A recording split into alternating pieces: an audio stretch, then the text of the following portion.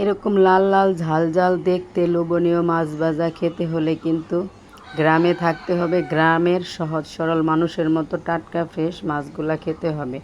এই তো দেখেন আমাদের জালে আজকে চায়না জালে এই মাছগুলা ধরা পড়ছে, একদম টাটকা ফ্রেশ। সকালে আনছে, 11টার দিকে রান্না করতে চলে আসছি। কই মাছ, শিং মাছ, তারপরে টাকি মাছ, ছোট ছোট শোল মাছের পোনা, বড় শোল মাছ, ডিমওয়ালা শিং মাছ, এইগুলো আমি অনেক সুন্দর করে আজকে ভাজি করব। প্রত্যেক দিন তো রান্না করেই খাই, একদিন মাঝে মাঝে ভাজি করে খেতে ইচ্ছা করে। আমার ছেলে বলতেছে আমার জন্য ডিমওয়ালা শিং মাছটা আস্ত করেই ভাজি করো, তাই জন্য ওর জন্য আস্ত করে ভাজি করব। আর শোল মাছের পেটেও ডিম আছে, সবগুলা মাছের ভিতরেই কিন্তু নতুন পানির মাছ, নতুন ডিম। আসসালামু আলাইকুম, কোহিনুর মিনি কিচেন অ্যান্ড ব্লগের সবারে স্বাগতম। সবাই কেমন আছেন? অবশ্যই আল্লাহর রহমতে ভালো আছেন, আমিও বেশ ভালো আছি। মাছগুলো আমি ভাতের সাথে খাবো দেখে এগুলোতে সব মশলা দিয়ে দিচ্ছি। হলুদের গুঁড়া, মরিচের গুঁড়া, ধনিয়ার গুঁড়া, জিরার গুঁড়া, স্বাদ মতো লবণ, হালকা একটু রসুন বাটা, এগুলা দিয়ে আমি একসাথে মাছগুলো সুন্দর করে মশলার সাথে মেখে নিব। কারণ এটা গরম ভাতের সাথে খাবো, এটা রান্না হবে না কোনো সবজির সাথে। সেই কারণেই আমি বেশি করে মশলা দিয়ে মাছগুলো মেখে একটু ম্যারিনেট করে অফ ক্যামেরায় রেখে দিব, মাছের ভিতরে যেন মাছের মশলাগুলো সুন্দর করে পৌঁছে যায়। সেই কারণে দেখেন রেখে দেওয়ার কারণে একটু একটু জুসি ভাব হয়েছে, পানি চলে আসছে, কারণ রেখে দিছি। ভিতরে মাছগুলো নরম হয়ে গেছে, মাছের ভিতর পর্যন্ত পৌঁছে গেছে মশলা।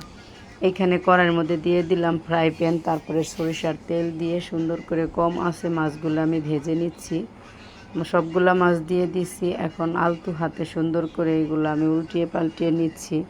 সবগুলা মাছই উল্টানো হয়ে গেছে, দুই পাশে বাছা হয়ে গেছে। এখন এটা উঠিয়ে দু পেঁয়াজা করব।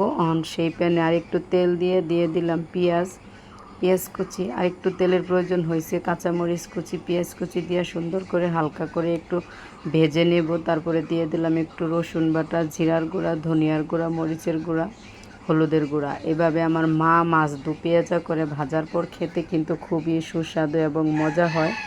মশলা দিয়ে 1 প্লেট ভাত খাওয়া যায়। অফ ক্যামেরায় মশলাটা আমি সুন্দর করে কষিয়ে নিয়েছি, ঝোলটা শুকিয়ে গেছে। এখন দিয়ে দিব সেই ভাজা মাছগুলা দিয়ে উল্টিয়ে পাল্টিয়ে মশলার সাথে সুন্দর করে ভেজে নেব।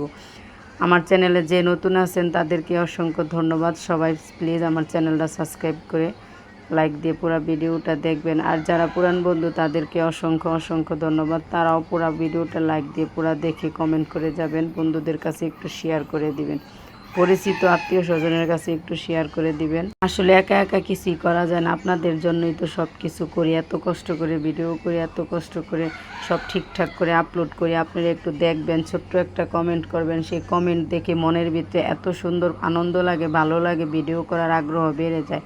আপনারা যদি ভিডিও না দেখে কমেন্ট না করেন খুব খারাপ লাগে, মনে কষ্ট লাগে, কষ্ট করে ভিডিও করে আপনারা দেখেন না। আর যদি আপনারা ছোট্ট একটা কমেন্ট করেন, পুরো ভিডিওটা দেখে লাইক দিয়ে চ্যানেলটা সাবস্ক্রাইব করে, মনে এত আনন্দ লাগে, সে আনন্দ রাখার জায়গা পাই না, এত খুশি লাগে। প্লিজ সবাই চ্যানেলটা সাবস্ক্রাইব করে বেশি বেশি করে আমাদের ভিডিওগুলো দেখবেন, খুব ভালো লাগে, পাশে থাকবেন, সাপোর্ট করবেন। অবশ্যই সাপোর্ট করার মতন আপনাদের যদি ইউটিউব চ্যানেল থাকে, আমিও আপনাদেরকে সাপোর্ট করব, সাবস্ক্রাইব করব, পাশে থাকবো। আল্লাহ হাফেজ।